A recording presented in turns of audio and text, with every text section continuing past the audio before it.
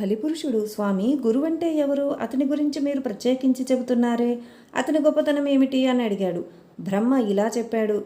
గురువు త్రిమూర్తుల స్వరూపము. ఆయనయే బ్రహ్మ, విష్ణువు, మహేశ్వరుడు. అందువలన గురువు సంప్రీతుడైతే త్రిమూర్తులు తృప్తి చెందుతారు. గురువు కోపించినా వారిని ఆ త్రిమూర్తులలో ఏ ఒక్కరూ రక్షించలేరు.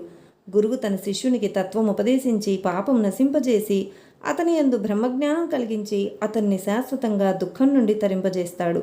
అలానే గురువు సంప్రీతుడైతే త్రిమూర్తులు సంప్రీతులవుతారు గాని త్రిమూర్తులలో ఏ ఒక్కరు సంప్రీతులైనా గురువు సంప్రీతుడు కాకపోవచ్చు.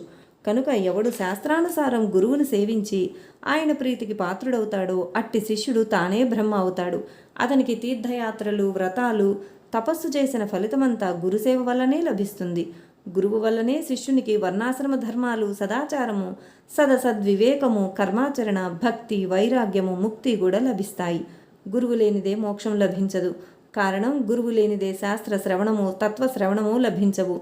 అవి లభించకుంటే మానవులకు నీ వలన భయం తప్పదు. శాస్త్రాలు స్వయంగా చదువుకుంటే అర్థమయ్యేవి కావు. శాస్త్రాలను సార్థకమైన రీతిని వివరించడం సద్గురువుకు మాత్రమే సాధ్యం. అందుకే ఆయన జ్ఞానజ్యోతి స్వరూపం. సద్గురు సేవ వలన సర్వమూ సిద్ధిస్తుంది.